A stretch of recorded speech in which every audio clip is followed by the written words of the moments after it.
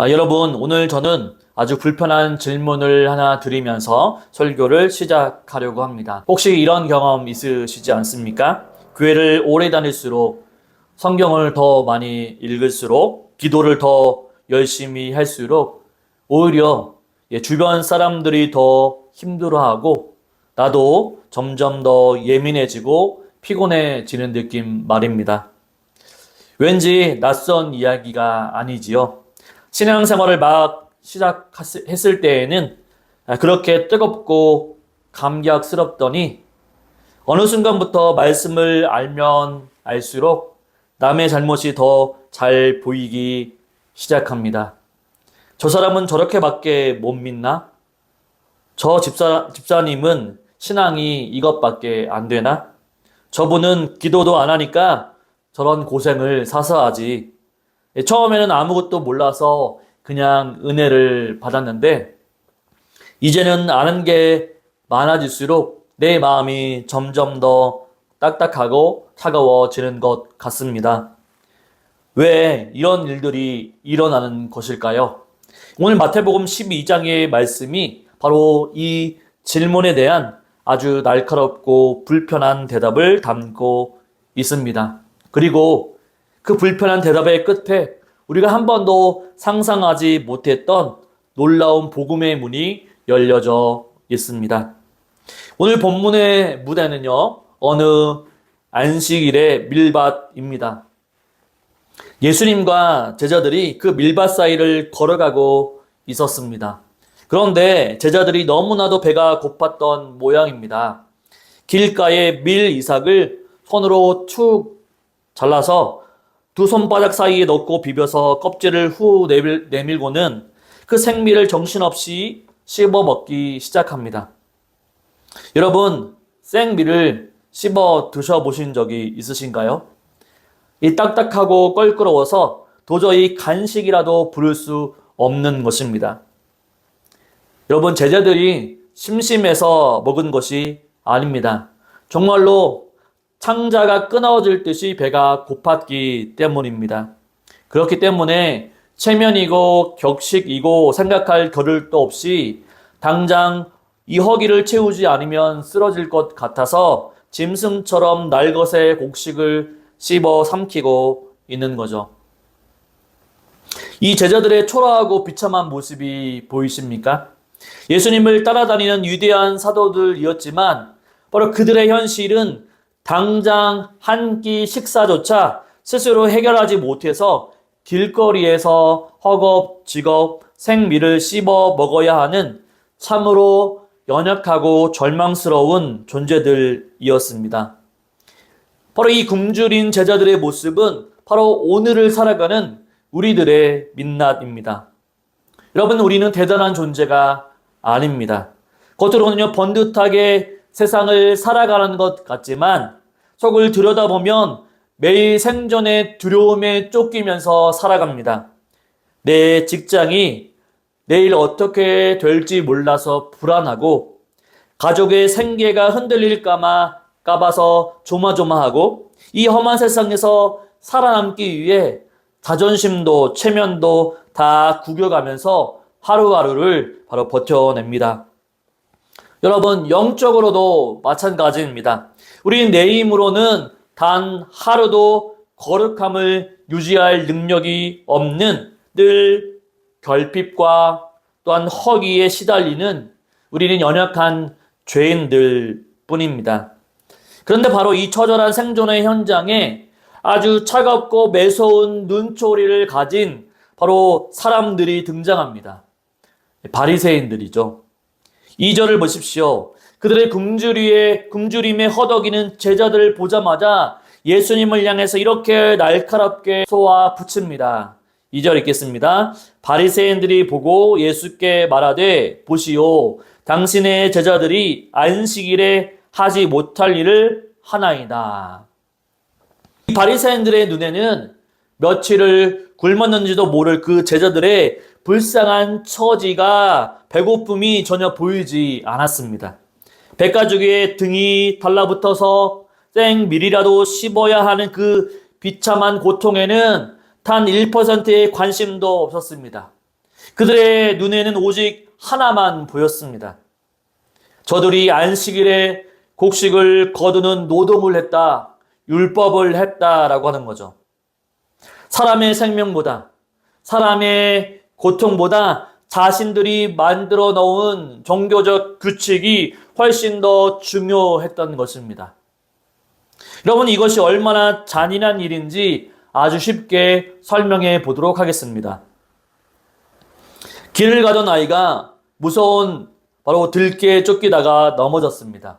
무릎이 다 까져서 피가 흐르고 너무 무서워서 엉엉 울고 있었습니다.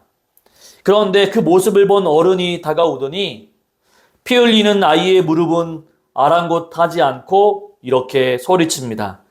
야, 너 왜 남의 집 잔디밭에 함부로 들어와서 잔디 밟으면 안 된다라고 하는 표지판에 그 표지판을 보고도 왜 들어왔니? 너는 규칙을 어긴 나쁜 아이야 라고 말하는 거죠.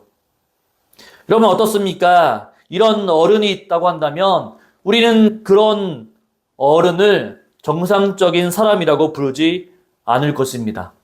바로 사람의 생명보다 잔디밭 규칙을 더 중요하게 여기는 피도 눈물도 없는 괴물이라고 부를 것입니다.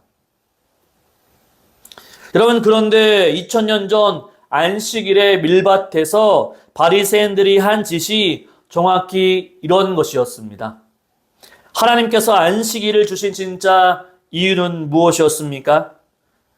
바로 평생 일만 하며 고통받는 사람들에게 쉼을 주시고 상처받은 영혼을 안아주시고 회복시키시기 위한 생명을 살리는 날이었습니다.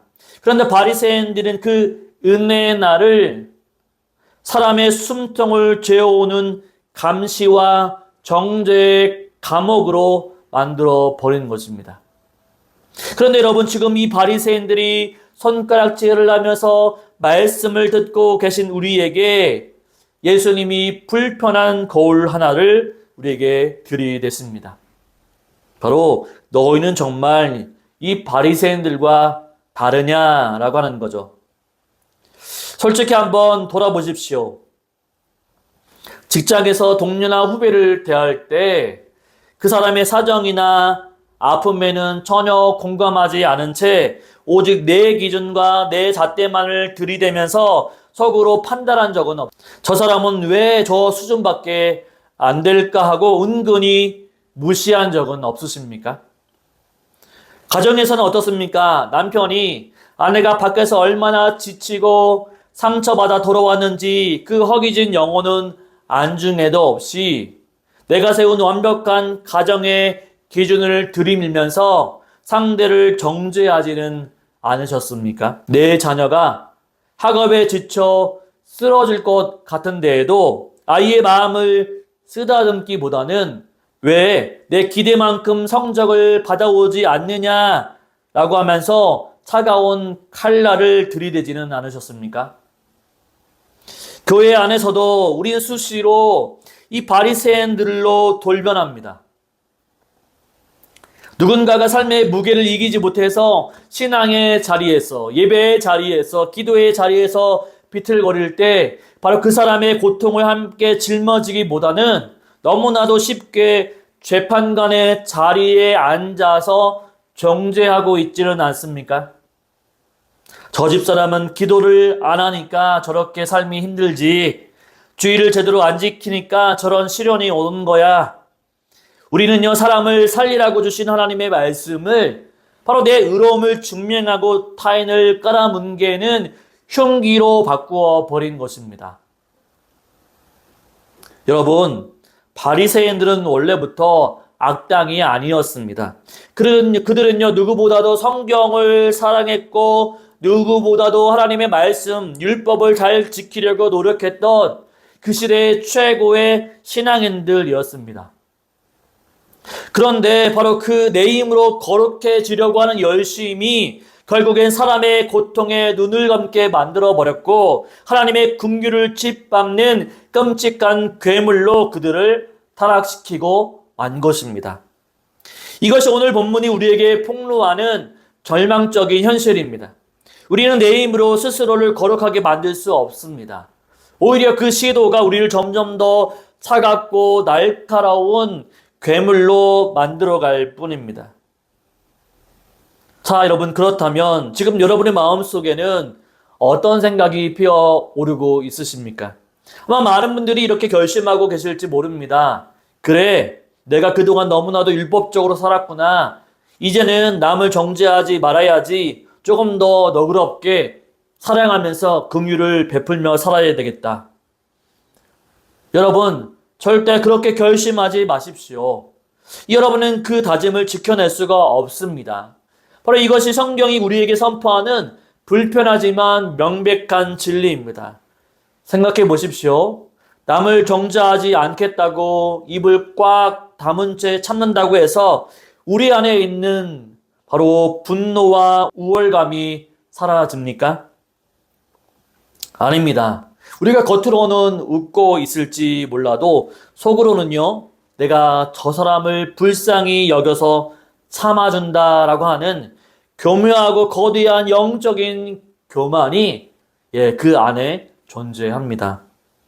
내가 노력해서 더 좋은 사람, 선한 사람이 되어야지라고 하는 다짐은 우리가 방향만 바뀌었을 뿐 결국 또다시 내 힘으로 내 의로움을 증명하겠다라고 하는 바리새인의 율법주의로 되돌아가는 것에 불과합니다. 오물을 뒤집어 쓴 손으로 흰옷의 얼룩을 닦으려고 하면 이 비비면 비빌수록 옷이 더 새카맣게 더러워지듯이 바로 타락한 본성을 가진 우리는요, 우리 스스로 아무리 노력을 한다 할지라도 단 1그램의 진짜 긍휼도 진짜 안식도 만들어낼 능력이 우리에게는 전혀 없다는 거죠. 예수님은 이 사실을 너무나도 정확히 아셨습니다. 그래서 바리새인들을 향해서 제발 마음을 좀 곱게 쓰고 둥글둥글하게 살아라라고 도덕적인 훈계를 하지 않으셨습니다. 대신 예수님은 구약의 역사를 뚫고 온전한 복음의 핵심을 선포하십니다. 7절을 보십시오. 예수님은요, 호세아 선지자의 말씀을 인용하시면서 이렇게 말씀하십니다. 나는 자비를 원하고 제사를 원치 아니하노라 하신 뜻을 너희가 알았더라면 무죄한 죄를 정죄하지 아니하였으리라. 아멘. 여러분, 여기서 말씀하시는 제사는 무엇입니까? 인간이 뼈를 깎는 열심과 노력으로 하나님께 무언가를 바쳐서 인정받으려고 하는 모든 종교적인 행위를 말합니다. 바리새인들은 이렇게 생각했습니다. 나는 일주일에 2번씩 금식하고 11절을 완벽하게 마치고 안식일에 규례를 철저히 지켰어.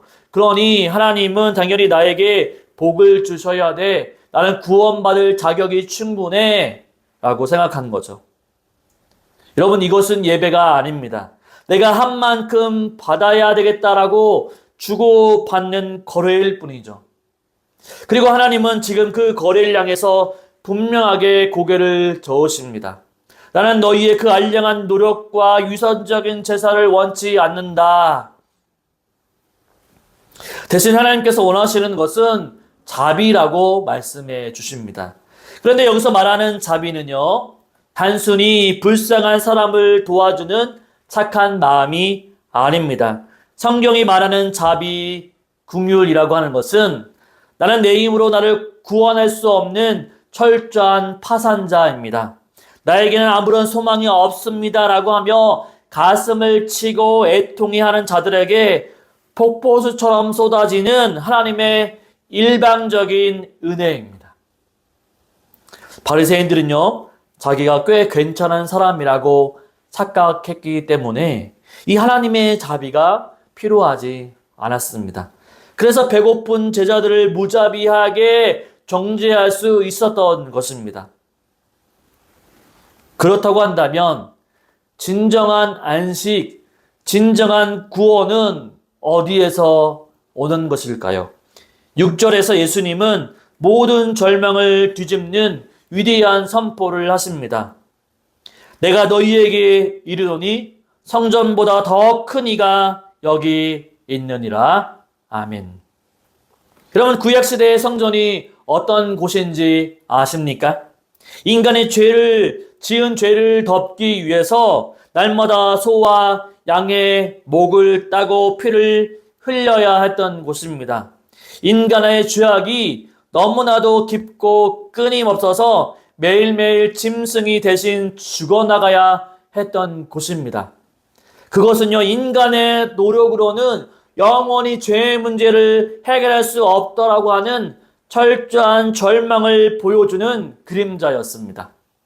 그런데 그 절망의 항복판에 성전의 진짜 실체이신 예수 그리스도께서 서 계십니다.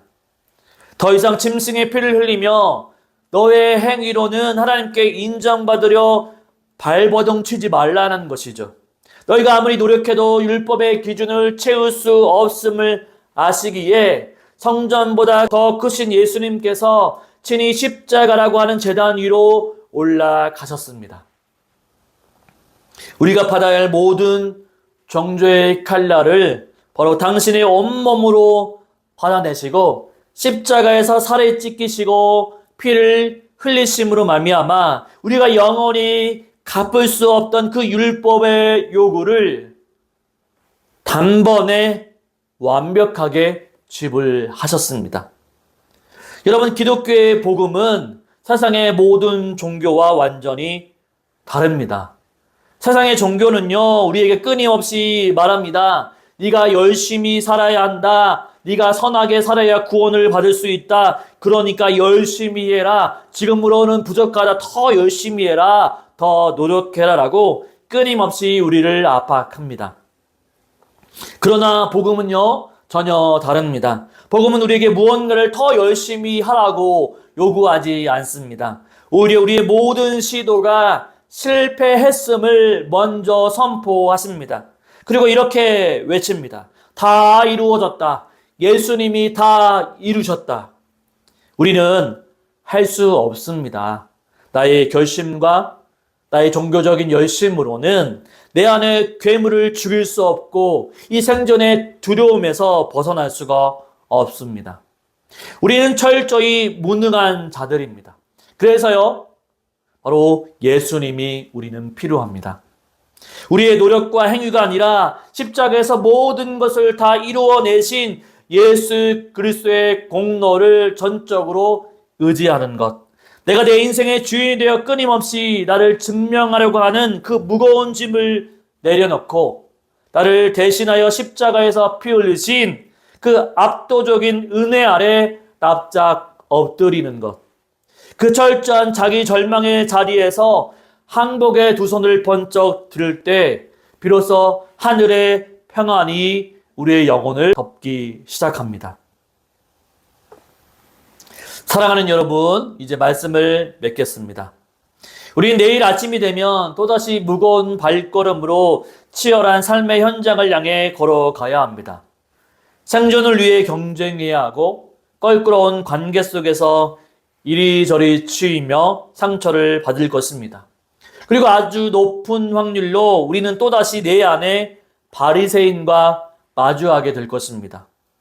마음대로 따라주지 않는 가족에게 분노를 터뜨리고 직장 동료를 속으로 무시하며 심지어는요, 교회 안에서조차도 다른 성도의 연약함을 함부로 판단하고 정죄하는 스스로의 모습에 뼈저리게 절망하게 될지도 모릅니다. 하지만 여러분, 그 실패의 자리에서 두려워하거나 도망치지 마십시오. 우리가 그렇게 수도 없이 무너지고 또한 실패할 것을 아시기 때문에 우리의 알량한 결심이 하루도 가지 못할 것을 예수님은 너무나도 잘 아시기에 예수님께서 친히 십자가에서 그 모든 율법의 저주를 끊어내시고 구원을 완성해 놓으셨습니다. 우리가 매주 이 자리에 나와 예배를 드리는 진짜 이유가 무엇입니까? 하나님, 제가 이번 주에도 이렇게 거룩하게 살았습니다. 헌금도 많이 하고 봉사도 열심히 했습니다. 라고 하는 이 종교적인 이력서를 들이밀면서 하나님 앞에 칭찬을 구걸하기 위해서가 아닙니다. 바로 우리의 예배는 세상에서 이리 쳐이고 저리 치이면서 내 안의 죄성 때문에 상처받아서 마치 며칠을 굶주려 생미를 씹어 먹었던 제자들처럼 바로 비참해진 우리의 상한 영혼을 그대로 이끌어와서 안식일의 주인이신 예수 그리스도의 품으로 피신하는 시간입니다. 예수님을 만나는 시간이죠. 예수님의 위로를 받는 시간입니다. 이렇게 우리는 고백하는 시간이죠. 주님, 저는 할 수 없습니다. 저는 제 안의 미움과 두려움 하나 다스리지 못하는 남을 찌르고 나를 찌르는 괴물입니다. 저에게는 내셀 의로움이 단 한 줌도 없습니다. 오직 당신의 십자가 긍휼만이 필요합니다. 바로 이렇게 철저하게 항복하여서 나를 향해 폭포수처럼 쏟아지는 하나님의 일방적인 자비 아래로 완전히 엎드려지는 것. 그것이 참된 예배이고 진정한 안식입니다. 사랑하는 여러분, 내가 나를 스스로 구원하고 증명해야 한다라고 하는 그 지독한 강박의 짐을 이제 그만 십자가 앞에 내려놓으시기 바랍니다. 여러분이 무언가를 엄청나게 잘해서가 아닙니다. 여러분이 완벽한 헌신을 드려서도 아닙니다. 자격 없는 우리를 대신하여 십자가에서 살을 찢기시고 피를 쏟으신 오직 그리스도의 공로 안에서 여러분 이미 또한 저와 여러분이 완벽하게 사랑받고 있으며 이미 안전하게 안식의 항구에 닻을 내린 하나님의 귀한 자녀들입니다. 더 이상 세상 앞에서, 사람들 앞에서, 심지어 하나님 앞에서도 여러분의 가치를 증명하려고 애쓰지 마십시오. 다 이루신 주님의 등 뒤로 숨으십시오. 그곳에 진짜 자유가 있고 참된 쉼이 있습니다. 오늘 이 말씀을 한 줄로 우리 마음에 새기며 함께 나아가기를 원합니다. 우리의 율법적인 열심은 우리를 남을 찌르는 괴물로 만들지만 철저한 자기의 절망은 우리를 십자가의 은혜로 이끕니다. 우리는 주의를 완벽하게 지킬 능력이 없습니다. 그래서 안식일의 주인이신 예수님이 십자가로 우리의 영원한 안식이 되어 주셨습니다. 이 사실을 믿고 오늘 또 믿음으로 한 주간의 삶을 살아가는 저와 여러분이 되시기를 주님의 이름으로 축원을 드립니다.